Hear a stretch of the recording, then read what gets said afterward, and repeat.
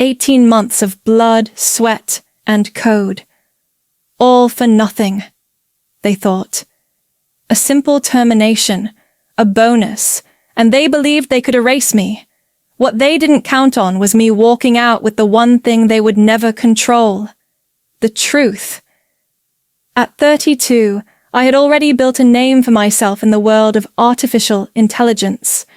My name is Jasmine Carter, and just a year ago, I walked away from a high-paying role at Apple to take a leap into something far less stable, but far more meaningful.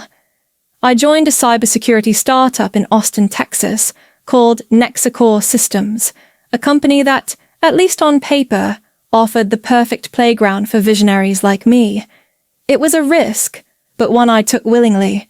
I brought with me more than a decade of engineering experience, a sharp instinct for digital vulnerabilities, and the blueprint for an idea I had been quietly developing for years, a system that could predict and neutralize cyber attacks before they ever breached a firewall. I called it Fortress Mind. It wasn't just software. It was a thinking defense, a neural AI shield that would adapt, learn, and respond to threats in real time. Nexacore had the funding, the infrastructure, and the talent. All I needed was the freedom to build, and for a while, I had exactly that. I was promised autonomy, collaboration, and ownership. I believed them. If I had known what was coming, I might have hesitated. But back then, in those early months, I was simply a woman chasing a vision, with no idea that I would soon need to defend it from the very people I thought were on my side. The first few weeks at Nexacore felt electric. There was a buzz in the air, the kind of momentum that only exists at the intersection of ambition and belief. I dove headfirst into the work, setting up a private development environment and recruiting 2 junior engineers I trusted. We worked late, often past midnight, fueled by bad coffee and better ideas. I was relentless, not because anyone asked me to be, but because Fortress Mind was more than a project. It was a promise. Every line of code I wrote, every neural map I trained, was designed to simulate how a hacker thinks, learns, and adapts. The system wasn't static. It evolved. By studying millions of known attack patterns and feeding it real-world breach data, I began building something that didn't just react, but anticipated. Fortress Mind wasn't just a firewall. It was a mind of its own, built to outthink even the most sophisticated cyber criminals. I averaged 80 hours a week, sometimes more, and I stopped counting weekends entirely. There were nights when the only sound in the lab was the soft hum of the server racks and my own breathing. But I didn't mind the isolation. To me, it meant progress. And for a long time, no one questioned the hours, the cost, or the obsession. As long as I delivered, I was celebrated. I believed I was building the future. I had no reason to suspect that someone else was quietly planning to take it from me. 18 months in, I reached the milestone I had been chasing since day one. Fortress Mind successfully intercepted and neutralized a simulated multi-vector cyber attack without a single line of human intervention. The AI had not only anticipated the threat, but also adapted its defense protocols in real time, blocking each intrusion point before it fully activated. It even flagged vulnerabilities I had not explicitly programmed it to look for. That was the moment I knew. The system was no longer just intelligent. It was evolving. I scheduled a private demo with Douglas Reed, Nexacore's CEO, to showcase the breakthrough. His assistant Vanessa squeezed me in for a 20-minute slot the following afternoon. When I walked into the conference room, I expected to see excitement. Instead, I found Douglas sitting across the table with Nexacore's lead counsel, Teresa Lin. "Have a seat, Jasmine," Douglas said, his expression unreadable. Before I could open my laptop, Teresa slid a document toward me. Section 12.4 of my employment agreement, one I had barely skimmed when I first signed, stated that all intellectual property developed using company resources belonged solely to Nexicor. They claimed Fortress Mind fell under that clause.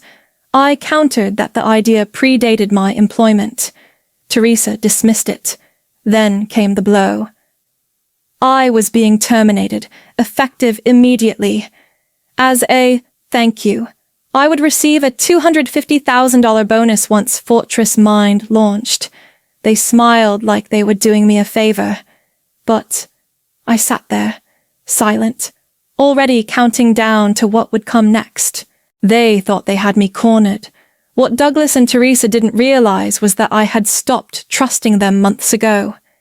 6 months prior, I received a silent alert from my private development server, an unauthorized access attempt at 2:17 a.m., traced back to an internal IP address within Nexicor's executive network.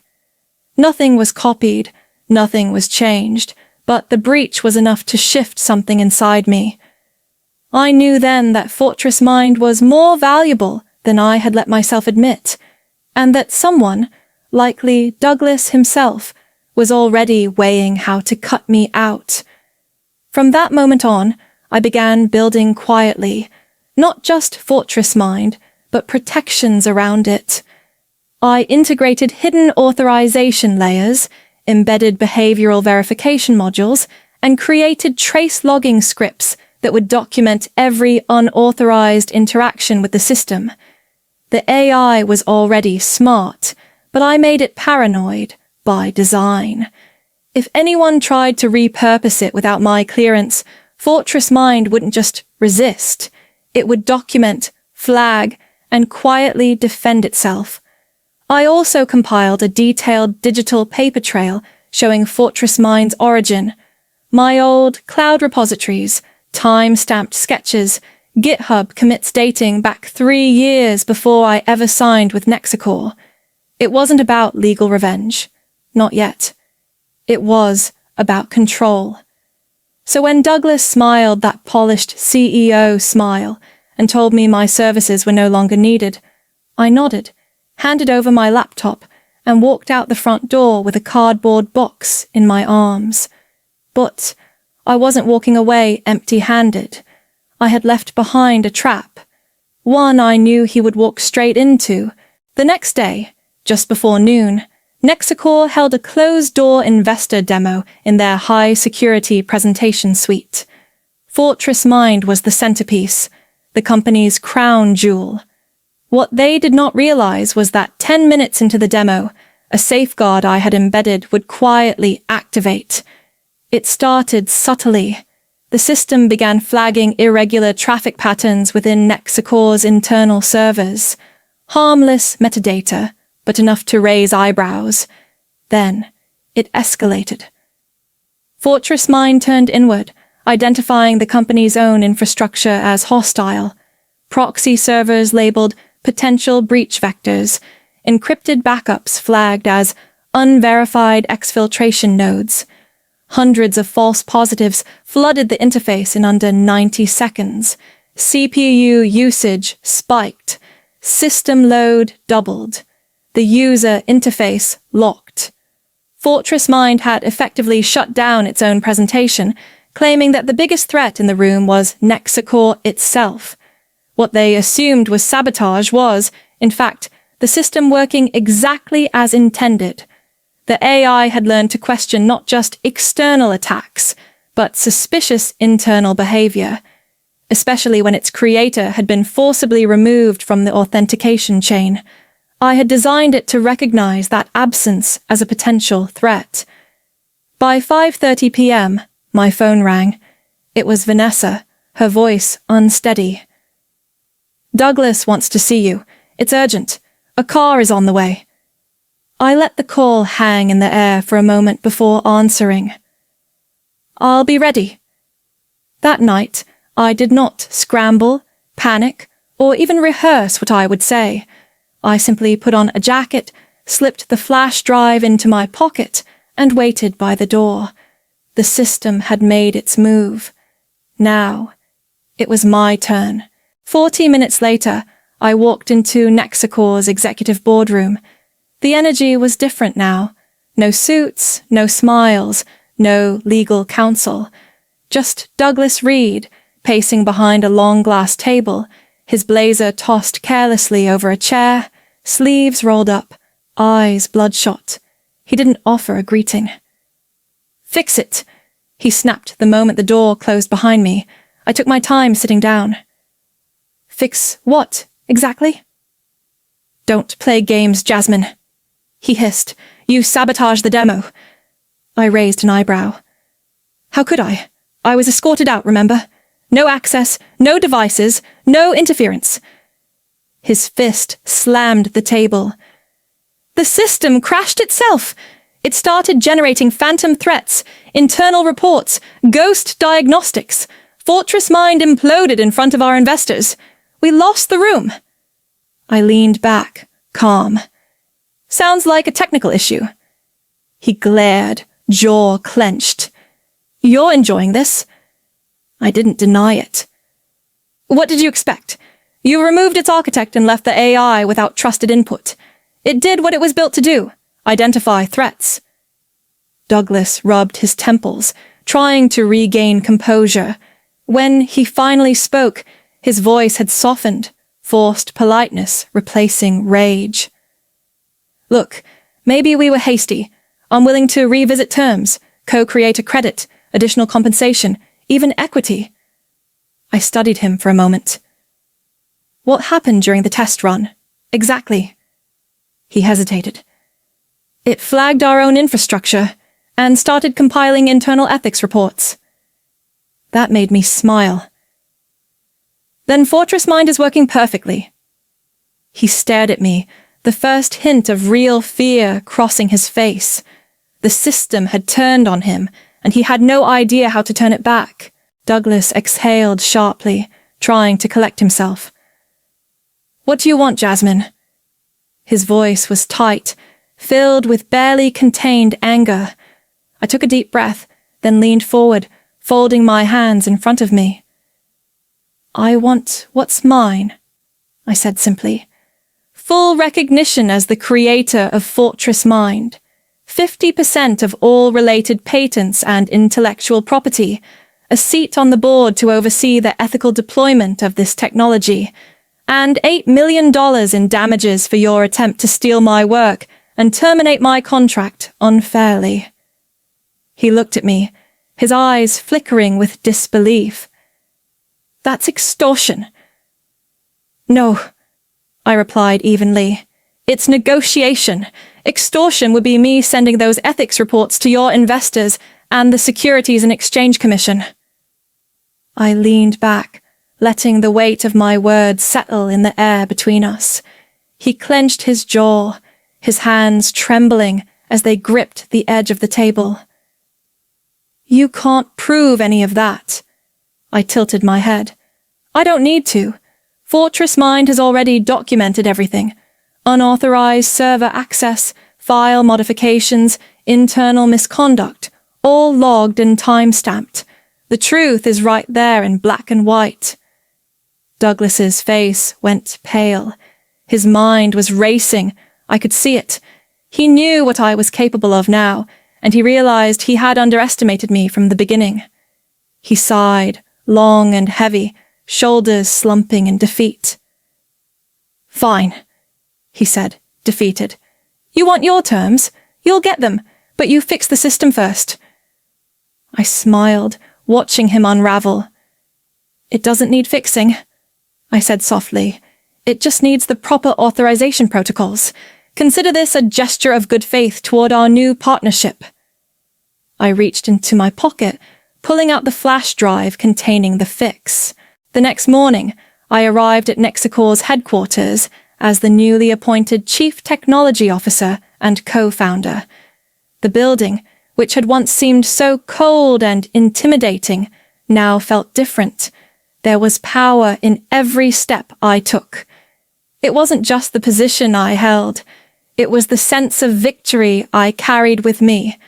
I had done it. I had turned the tables. Douglas was nowhere to be seen as I walked through the sleek corridors, but his absence was almost more telling than his presence. He was likely still reeling from the fact that his own system had betrayed him. But that wasn't my problem anymore. In the conference room, the investors were already seated. They were an impressive group: venture capitalists, tech moguls, and cybersecurity experts. Their eyes were on me, but I could see the skepticism in their gaze. They had been promised something groundbreaking, and it had failed spectacularly the day before. But today was different. I stood before them, calm and confident, knowing that Fortress Mind was ready. The system was fully restored, its authentication chain updated, and its ethical protocols firmly in place. As I ran them through the demo, I watched their expressions shift from doubt to awe. Fortress Mind intercepted every simulated attack with grace and precision. It didn't just meet expectations, it exceeded them. One of the investors, a woman with short, platinum blonde hair, leaned forward, clearly impressed. "This is incredible. What inspired it?" she asked. Douglas hesitated before responding. I could see him fighting to maintain control, but I was enjoying every second of it. "It was Jasmine's idea from the start," he admitted, his voice strained. "She's the true visionary behind it." As the demo concluded, I felt a quiet satisfaction settle over me. I had done more than prove my worth.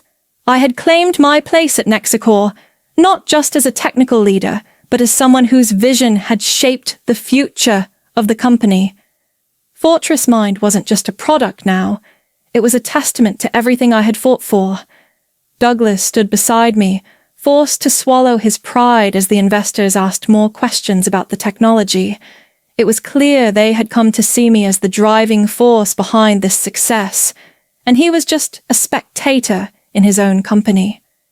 Over the next few weeks, I worked tirelessly with the team to refine Fortress Mind further, ensuring that every deployment was secure, ethical, and aligned with the values I had fought to protect. We established a set of ethical guardrails that would prevent any misuse of the technology, ensuring that it couldn't be used to compromise privacy or security for profit. It was a system built to defend, not exploit. We launched Fortress Mind to the public, and the response was overwhelming. The cybersecurity industry had never seen anything like it. It wasn't just about blocking attacks, it was about preserving trust and integrity in an increasingly compromised digital world. By the time the first major global attack was thwarted, one that would have cost an estimated $320 million in damages, Fortress Mind had cemented its place as the gold standard in cybersecurity. I had won. But more importantly, I had created something that would protect not just networks, but the people who used them. The journey I'd been on wasn't just about building Fortress Mind. It was about learning how to protect what matters most. What I realized through it all was that technology, no matter how groundbreaking, is only as ethical as the people controlling it. Without integrity, even the most advanced system can be twisted for the wrong purposes. That's why I made sure every implementation of Fortress Mind was surrounded by layers of transparency, accountability, and ethical safeguards. In the years that followed, Fortress Mind became the gold standard in cybersecurity, but it also became something bigger, something more personal. It wasn't just about blocking cyber attacks. It was about protecting the values we hold dear, the trust we place in technology, and the people who use it.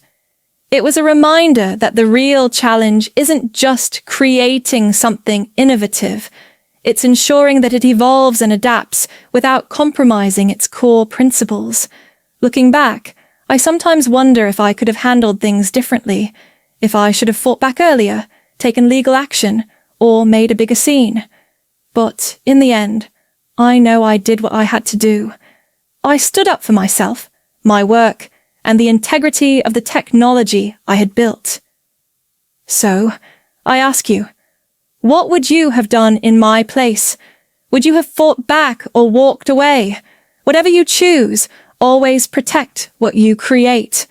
If you found my story inspiring, don't forget to like, share, and subscribe for more stories about resilience, innovation, and standing up for what's right.